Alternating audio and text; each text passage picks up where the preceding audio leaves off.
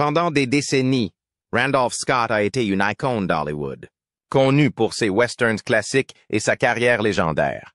Mais avant de mourir, il a laissé derrière lui une note manuscrite choquante, qui révélait la vérité qu'il avait gardée cachée pendant des années. Qu'a-t-il avoué? Et pourquoi cela a-t-il changé tout ce que nous pensions savoir de lui? Avant de plonger dans l'histoire, dites-moi, aimez-vous Randolph Scott? Ça oui? Commentez 1. Sinon, commentez 0. Restez à l'écoute, car cette révélation vous laissera sans voix. Randolph Scott a tout avoué dans la note. Il a laissé derrière lui des révélations qui changent tout. Randolph Scott est né. George Randolph Scott, né le 23 janvier 1848 dans le comté d'Orange, en Virginie, est devenu l'un des acteurs les plus durables et les plus reconnaissables d'Hollywood, en particulier dans le genre western. Sa carrière s'est étendue de l'ère du cinéma muet des années 1920 à la fin des années 1960, et il est devenu un symbole bien aimé de la masculinité américaine et de l'héroïsme stoïque. Scott était plus qu'un simple acteur.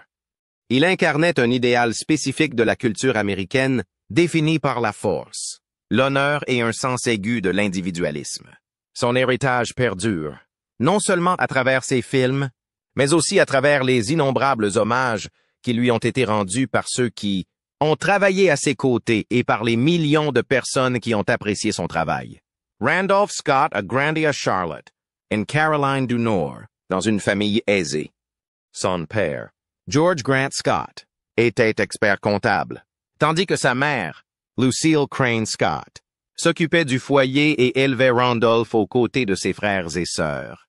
La famille avait de bonnes relations sociales, ce qui permit à Scott de bénéficier d'une éducation confortable et d'avoir accès à une bonne éducation et à de nombreuses opportunités. Il fréquenta des écoles privées, puis s'inscrivit au Georgia Institute of Technology, où il étudia brièvement l'ingénierie. Cependant, la Première Guerre mondiale interrompit ses études. Pendant la Première Guerre mondiale, Scott s'enrôla dans l'armée américaine, où il servit en France au sein du 2e bataillon de mortiers de tranchées. Bien qu'il n'ait jamais connu de combat intense, son expérience militaire lui inculqua un sens de la discipline et de la maturité qui façonnerait sa personnalité à l'écran et en dehors. Après la guerre, Scott rentra chez lui avec une appréciation des valeurs de service, d'honneur et de patriotisme. Ces traits allaient plus tard influencer de nombreux rôles qu'il a endossés dans sa carrière cinématographique, en particulier dans les westerns, pour lesquels il est devenu célèbre. Après la guerre, Scott retourna brièvement en Caroline du Nord, mais il ne tarda pas à s'impatienter. Il était attiré par l'industrie cinématographique florissante d'Hollywood, qui devenait rapidement la capitale mondiale du divertissement, au début des années 1920. Encouragé par son père, Scott s'installe en Californie pour poursuivre une carrière d'acteur. Il s'inscrit à des cours de théâtre et commence à travailler comme figurant et acteur secondaire dans des films muets. Son physique impressionnant, sa grande taille et son athlétisme naturel ont rapidement attiré l'attention, et il a trouvé du travail régulier dans des rôles mineurs. Sa chance a tourné lorsqu'il a rencontré le réalisateur Cecil B. DeMille, l'un des cinéastes les plus influents d'Hollywood à l'époque. DeMille a été impressionné par le comportement de Scott et lui a confié plusieurs petits rôles importants dans les premiers films parlants. Ces apparitions ont permis à Scott d'être davantage reconnu et il a rapidement obtenu des rôles de soutien plus importants. Ses premiers rôles dans des films tels que Le Virginien, 1929, et La Dernière Chevauchée, 1934, ont révélé son potentiel d'acteur principal, en particulier dans les westerns, où sa présence naturelle de cow-boy semblait parfaitement adaptée. La carrière de Randolph Scott a véritablement décollé dans les années 1930 et 1940. Lorsqu'il est devenu l'une des stars les plus rentables d'Hollywood dans les films westerns. Il trouva rapidement sa place dans le genre, jouant dans une série de westerns à succès qui consolidèrent sa réputation de cow-boy héroïque par excellence. Des films comme Le Dernier des Mohicans, 36, Jesse James, 1939, et Western Union, 1941, l'aidèrent à s'imposer comme l'un des acteurs les plus populaires de son époque. Son comportement calme et posé, associé à sa beauté sauvage et à sa grande carrure athlétique, en faisait l'incarnation idéale du héros de western. Ce qui distinguait James Stewart des autres stars du western de l'époque, c'était sa capacité à apporter de la profondeur et des nuances à des rôles qui auraient pu être simples et unidimensionnels. Ces personnages étaient souvent des hommes moralement complexes, contraints de faire face à des situations difficiles, ce qui faisait de lui un héros humain et accessible. Il n'avait pas de personnage bruyant ou flamboyant. Au lieu de cela, il apportait une force tranquille et un stoïcisme à ses performances qui résonnaient auprès du public. Ces personnages étaient des hommes peu loquaces mais très actifs, reflétant les valeurs traditionnelles américaines de travail acharné, de persévérance et d'honnêteté. L'une des phases les plus importantes de la carrière de Randolph Scott s'est déroulée dans les années 1950, lorsqu'il a commencé à travailler avec le réalisateur Bud Budicher. Ensemble, ils ont créé une série de westerns qui sont aujourd'hui considérés comme les plus beaux exemples du genre. Ces films, souvent appelés le cycle Renown d'après la société de production formée par Scott et le producteur Harry Joe Brown, comprennent des classiques tels que Sept hommes à abattre, 1956, Le Grand Sam, 1957, et Le Trésor de Sierra Madre, 1959. Les films de Budicher étaient des histoires épurées, axées sur les personnages, qui exploraient souvent les thèmes de la vengeance, de la rédemption et des dures réalités de la vie dans le vieil Ouest. Les performances de Scott dans ces films ont été parmi les meilleures de sa carrière, puisqu'il a joué des personnages plus mûrs, blasés par le monde, aux prises avec leurs propres dilemmes moraux. À bien des égards, ces films ont représenté l'apogée de la carrière d'acteur de Scott, qui a apporté toute son expérience et son sérieux à ses rôles. La collaboration entre Scott et Budicher est aujourd'hui considérée comme l'une des plus fructueuses de l'histoire du cinéma occidental et ces films ont influencé d'innombrables cinéastes et acteurs qui ont suivi. Si le personnage de Randolph Scott à l'écran était celui d'un cow-boy robuste et solitaire, sa vie personnelle était marquée par la stabilité et la discrétion. En 1936, il épousa Marion DuPont, la fille du riche industriel William DuPont. Leur mariage fut cependant de courte durée et ils divorcèrent 3 ans plus tard. En 1944, Scott épousa Patricia Stillman et leur union dura jusqu'à sa mort en 1947. Ensemble, ils adoptèrent 2 enfants, Sandra et Christopher, et vécurent une vie tranquille et privée à Beverly Hills. Loin des paillettes et du glamour d'Hollywood, Scott était connu pour sa foi chrétienne fervente et il resta attaché à sa famille et à son Église tout au long de sa vie. Bien qu'il fût l'un des visages les plus reconnaissables d'Hollywood, Scott préférait rester discret. Il évitait les scandales et les controverses qui tourmentaient nombre de ses contemporains. Et il accordait rarement des interviews ou participait à des événements publics. Ceux qui le connaissaient le décrivaient comme un homme humble, à la voix douce, plus intéressé par sa famille et de ses loisirs, comme le golf, que par la célébrité ou la fortune. En fait, après avoir pris sa retraite d'acteur en 1962, Scott a largement disparu de la scène publique, choisissant de passer le reste de ses jours dans une retraite paisible. Après avoir joué dans plus de 100 films, Randolph Scott a pris sa retraite d'acteur en 1962, après la sortie de La Chevauchée des Outlaws, un film largement considéré comme l'un des meilleurs westerns jamais réalisés. Réalisé par Sam Peckinpah, le film mettait en scène Scott aux côtés de l'autre icône du western, Joel McCrea, et marquait la fin de l'illustre carrière de Scott. Contrairement à de nombreux acteurs qui ont du mal à se résigner à la retraite, Scott l'a pleinement accepté, choisissant de mener une vie tranquille et privée en Californie du Sud. À la retraite, Scott est resté actif dans sa communauté et était un golfeur passionné, participant régulièrement à des tournois de bienfaisance. Il s'est également engagé dans des actions philanthropiques, notamment liées à sa foi chrétienne. Il est devenu membre du Country Club et a apprécié le style de vie paisible et tranquille qu'il avait travaillé si dur pour atteindre. Scott était connu pour être un homme discret et, après sa retraite, il est resté en grande partie à l'écart des regards du public. Il passait son temps à s'adonner à ses passe-temps, dont le golf, et à gérer ses investissements, car il avait été un homme d'affaires avisé tout au long de sa carrière. Randolph Scott, l'acteur emblématique, connu pour ses interprétations stoïques et robustes dans les films western classiques, a laissé un héritage durable à Hollywood qui continue de captiver le public encore aujourd'hui. Cependant, Malgré son personnage d'homme peu loquace à l'écran, la vie personnelle de Scott était marquée par une profondeur d'émotion et d'introspection que peu de gens ont vraiment comprise de son vivant. Dans une révélation étonnante, c'est une note qu'il a laissée qui permettra de découvrir l'homme derrière le chapeau de cowboy et les rôles de tireur, offrant une fenêtre sans précédent sur son cœur et son esprit. Tout au long de sa carrière, Randolph Scott a incarné la quintessence du héros de western. Avec sa grande silhouette élancée et son regard perçant, il est devenu un symbole de masculinité, de force et d'honneur. Ses personnages étaient souvent des hommes de principe, affrontant les dangers de la frontière avec un sens inébranlable de la justice. De films comme La chevauchée fantastique à la piste des Comanches, la carrière de Scott s'étend sur plus de 3 décennies, faisant de lui l'une des stars les plus aimées et les plus rentables du genre western.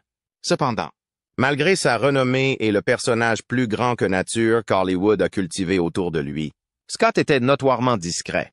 Les fans l'adoraient, mais on savait peu de choses de sa vie personnelle au-delà des photos de presse ou des apparitions publiques occasionnelles. Pour le monde, il était le type fort et silencieux, à la fois sur et en dehors de l'écran. Il accordait rarement des interviews, préférant laisser son travail parler de lui-même. En conséquence, une grande partie de la véritable personnalité de Scott est restée cachée, enveloppée dans la même mystique qui définissait ses personnages. Pendant des années, la vie personnelle de Randolph Scott a fait l'objet de spéculations. Certains initiés d'Hollywood chuchotaient sur les relations de l'acteur, en particulier sur sa longue et étroite amitié avec son collègue Cary Grant. Scott et Grant ont vécu ensemble pendant des années dans une maison en bord de mer à Malibu, ce qui a donné lieu à des rumeurs allant de spéculations sur leur lien à des questions plus personnelles sur la sexualité de Scott.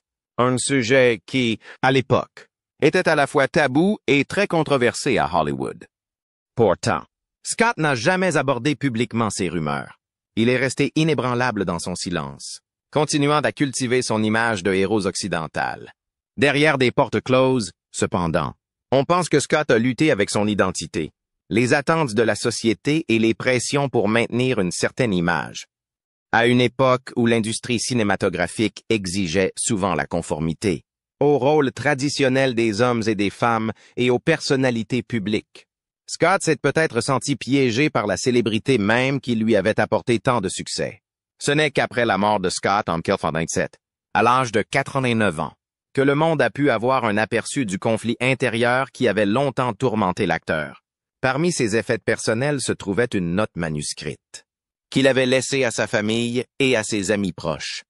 La note, succincte mais profonde, révélait une facette de Randolph Scott que personne n'avait jamais connue. Dans cette note, Scott confessait la profonde solitude qu'il avait ressentie tout au long de sa vie, malgré la renommée et l'adoration que lui avaient témoigné ses fans du monde entier. La note abordait également la complexité de ses relations, faisant allusion à des regrets et à des occasions manquées de véritables connexions émotionnelles. Il exprimait des remords pour les murs qu'il avait érigés autour de lui, tant sur le plan personnel que professionnel, afin de protéger sa vie privée de l'examen du public. Ce faisant, Scott reconnaissait le prix de la célébrité et le tribut qu'elle avait fait payer à sa capacité de vivre authentiquement. Plus émouvant encore, peut-être, la note de Scott faisait allusion à un désir ardent d'un monde dans lequel il aurait pu être plus ouvert sur qui il était vraiment, sans crainte de jugement ou de répercussions sur sa carrière.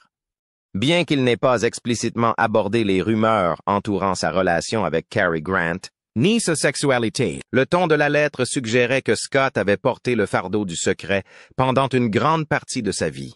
Sa confession n'était pas celle d'un scandale, mais d'une profonde tristesse personnelle. La prise de conscience que l'image qu'il avait façonnée pour la consommation publique l'avait, à bien des égards, empêché d'embrasser pleinement sa véritable identité. Il y a plusieurs années, j'ai vu une photo de Cary Grant et Randolph Scott debout très près l'un de l'autre. Les deux hommes portaient des tabliers à volants monogrammés, se regardaient dans les yeux, ne laissant aucun doute sur leur relation. Comme Randolph Scott était un de mes héros, cela m'a fait un choc. Il y a eu un peu moins de spéculation sur la sexualité de Scott que sur celle de Grant au fil des ans. Probablement parce que A, il n'était pas une aussi grande star, et B, En tant qu'individu, il était plus circonspect. Mais les faits connus sur Cary Grant ne laissent guère de doute sur le fait qu'il était gay, ce qui rend encore plus évident que sa relation avec Scott était bien plus que platonique. Avant de devenir célèbre à Hollywood, Grant a vécu et travaillé à New York, après avoir émigré du Royaume-Uni. Pendant cette période, il a entretenu une relation avec le futur créateur hollywoodien Ori Kelly, que Kelly a documenté dans ses mémoires, récemment rendues publiques. En tant qu'acteur en difficulté, Grant était également connu pour se débrouiller grâce à la gentillesse des étrangers, comme l'aurait dit Tennessee Williams. Pas tout à fait un prostitué, mais certainement un peu un gigolo, utilisant ses charmes sur des hommes âgés et riches. Pendant ses années hollywoodiennes, Grant était un client du proxénète hollywoodien Scotty Bowers, qui organisait de nombreuses rencontres avec de jeunes hommes. Les premiers mariages de Grant étaient manifestement arrangés pour dissimuler sa sexualité, et à l'époque, on ne faisait même pas beaucoup d'efforts pour prétendre le contraire. Comme Scott, Grant s'est finalement installé dans des relations hétérosexuelles plus longues, mais la plupart des hommes gays de l'époque ont fait de même. C'était ce qu'il fallait faire pour s'en sortir, surtout aux yeux du public. Et pour les stars d'Hollywood, l'avènement du journalisme à scandale dans les années 50 a rendu l'insouciance, vis-à-vis de sa vie privée, beaucoup plus périlleuse que dans les années 30 et 40. Bref, quand on considère tous les éléments de preuve, il ne fait vraiment aucun doute que Grant et Scott étaient amants. Je suis très heureux de la vie qu'ils ont eue ensemble. Elle semble avoir été remplie d'amour, de joie et de bonheur. Je regrette seulement qu'aucun d'eux n'ait vécu à une époque où ils auraient pu s'afficher sans subir de répercussions. La découverte de la note de Randolph Scott a changé à jamais la façon dont le monde perçoit l'acteur. Pendant des décennies, les fans et les historiens ont dépeint Scott comme un homme simple, fort et direct qui incarnait parfaitement les valeurs du vieil Ouest. Mais la note a révélé un individu plus nuancé et complexe, dont la vie intérieure était remplie des mêmes doutes, peurs et luttes émotionnelles que beaucoup de gens.